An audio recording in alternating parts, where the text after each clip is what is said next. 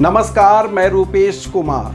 आम चुनाव 2024 के नतीजे आ चुके हैं। परिणाम किसी भी पार्टी के पक्ष में नहीं है। पिछले बार की चैंपियन और इस बार 400 पार की उम्मीद लगाए बैठी भाजपा साधारण बहुमत से भी 32 सीटें पीछे रह गई है। लेकिन एनडीए गठबंधन की सबसे बड़ी भागीदार होने के चलते बहुत संभावना है कि नरेंद्र मोदी प्रधानमंत्री के रूप में तीसरी पारी की शुरुआत करेंगे। हालांकि चुनाव परिणामों ने राजनीतिक गलियारे में एक बहस को जन्म दे दिया है।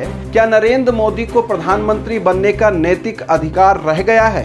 सवाल यह भी है कि जिस चेहरे को ब्रांड बनाकर चुनाव लड़ा गया, चुनाव हारने के बाद उस चेहरे पर ही दोबारा दांव खेलना पार्टी के भीतर असंतोष पैदा नहीं करेगा?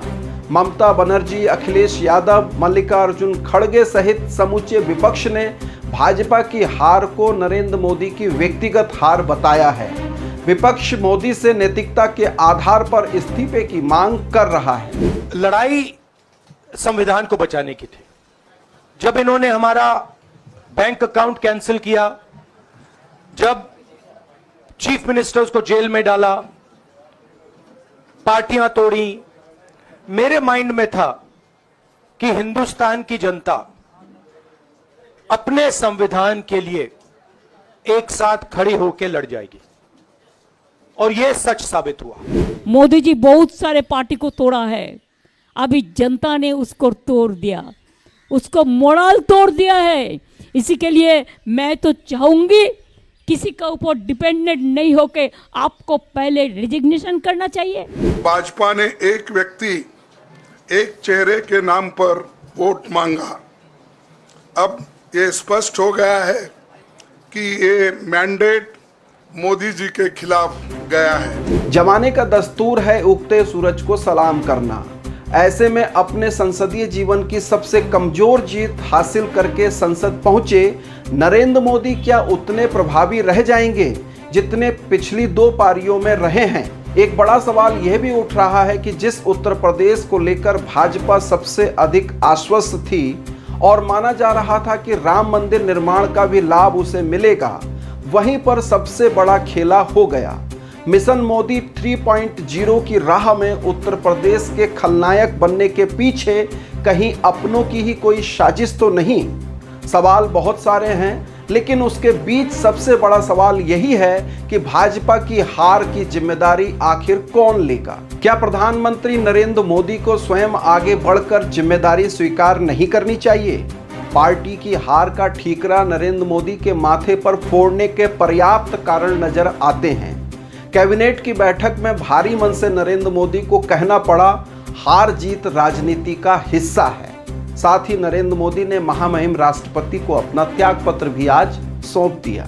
पहले दिन से ही प्रधानमंत्री मोदी ने चुनाव कैंपेन को वन मैन आर्मी वाले अपने चिरपरिचित अंदाज में संचालित करना शुरू किया। ये चुनाव नरेंद्र मोदी के नाम पर ही लड़ा गया। भाजपा के प्रत्याशी भी अपने लिए नहीं बल्कि मोदी के लिए वोट मांगते हुए नजर आए। भाजपा के घोषणा पत्र का शीर्षक तक मोदी की गारंटी रखा गया था।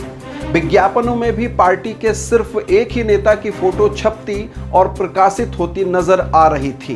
पूरे चुनावी कैंपेन का निचोड़ यह था कि मोदी नहीं तो कुछ भी नहीं। ऐसे में यदि भाजपा चुनाव हारी तो उसकी जिम्मेदारी भी निश्चित रूप से नरेंद्र मोदी के खाते में ही जानी चाहिए। नैतिक रूप से नरेंद्र मोदी को हार की जिम्मेदारी लेनी चाहिए, लेकिन उन्हें तो सिर्फ वाहवाही और श्रेय लेने की आदत है। वे हार की जिम्मेदारी आखिर कैसे लेंगे? चुनावी कैंपेन में प्रधानमंत्री द्वारा जिस तरह की शब्दावली का प्रयोग किया गया, वह भी निश्चित रूप से आम जनमानस को नहीं भाया। मंगलसूत्र, मुजरा, संपत्ति पर खतरा जैसी बातें करते करते वे सीधे सीधे मुसलमानों के खिलाफ वोट करने की अपील करते हुए नजर आए। प्रधानमंत्री ने तमाम बेसिरपैर की बातें प्रचार के दौरान की, जिन्होंने न सिर्फ आम वोटर को बल्कि उनके अपने कैडर तक को सोचने के लिए विवश कर दिया। राजस्थान के बांसवाड़ा में चुनावी सभा के दौरान मंगलसूत्र पर उनकी अनर्गल भाषणबाजी का परिणाम उस सीट पर भाजपा की हार के रूप में सामने आया है। पश्चिम बंगाल, कर्नाटक, हरियाणा और उत्तर प्रदेश ने भी मोदी के अरमानों पर पानी फेर दिया है। परिणाम यह हुआ कि मोदी सरकार के 19 मंत्री भी चुनाव हार चुके हैं। सूत्रों की माने तो भाजपा की जीत में बड़ी भूमिका निभाने वाला राष्ट्रीय स्वयंसेवक संघ इस बार लगभग निष्क्रिय रहा। वजह प्रधानमंत्री मोदी द्वारा संघ को महत्व न दिए जाने व टिकट वितरण में संघ की भूमिका को सीमित करने को माना जा रहा है। इस दावे में कितनी सच्चाई है हमें नहीं पता, लेकिन इतना तो जरूर है कि संघ के कार्यकर्ता इस बार मिशन मोदी से कटे कटे नजर आए। इस नाराजगी का परिणाम सामने है। भाजपा के राष्ट्रीय अध्यक्ष जेपी नड्डा ने भी इस चुनाव में आरएसएस को कमतर करके आंकने की कोशिश की। उन्होंने कहा था कि अब भाजपा अपने दम पर ही चुनाव लड़ सकती है, उसे आरएसएस की जरूरत नहीं है। उत्तर प्रदेश में भी मोदी और योगी के बीच शीत युद्ध जैसी खबरें चुनाव के दौरान तैरती रहीं।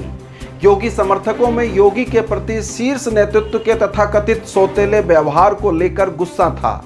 खबरें थी कि टिकट वितरण में भी योगी की इच्छा का सम्मान नहीं किया गया। रही सही कसर दिल्ली के मुख्यमंत्री अरविंद केजरीवाल के भाषण ने पूरी कर दी। उन्होंने दावा किया कि उत्तर प्रदेश में योगी को चुनाव के बाद हटाया जाएगा। हालांकि केजरीवाल की इस बात पर योगी आदित्यनाथ ने करारा जवाब दिया, पर उनके समर्थकों के बीच केजरीवाल के शब्द अपना काम कर गए। सूत्रों की माने तो योगी आदित्यनाथ ने भले ही पूरे देश में भाजपा की जीत के लिए सैकड़ों रैलियां की हों, पर उत्तर प्रदेश पर उतना फोकस नहीं किया।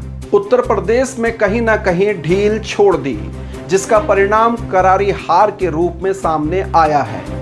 लोकतंत्र में एक लोकतांत्रिक पार्टी को वन मैन शो बना देने वाले नरेंद्र मोदी की कार्यप्रणाली पर दबी जुबान बातें होती रही हैं।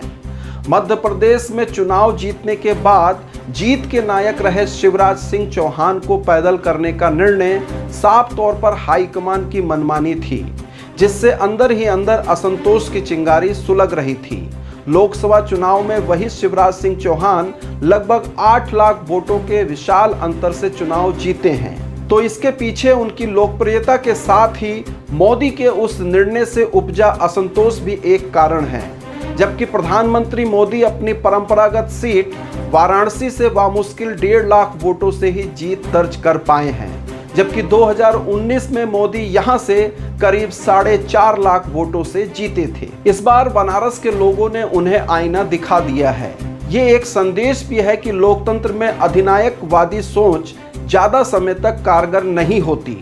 भाजपा और देश की सरकार में 10 साल तक हर जगह नरेंद्र मोदी ही दिखते रहे हैं। किसी भी क्षेत्र में जो अच्छा हुआ उसका श्रेय सिर्फ और सिर्फ नरेंद्र मोदी को दिया गया। गोदी मीडिया उन्हें सुपरमैन बनाए रखी। ऐसे लगने लगा था कि देश और दुनिया में यदि कोई नेता है तो वो सिर्फ और सिर्फ नरेंद्र मोदी ही हैं।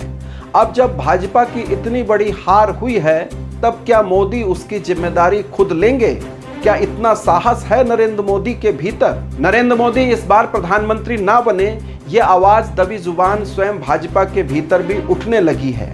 देखिए आगे आगे होता है क्या। जो भी हो, गठबंधन सरकार का भविष्य बहुत अच्छा कभी नहीं रहा, इतिहास गवाह है। बने रहिए अनसुनी आवाज के साथ। अनसुनी आवाज चैनल को सब्सक्राइब कीजिए। बहुत शुक्रिया, धन्यवाद, नमस्कार।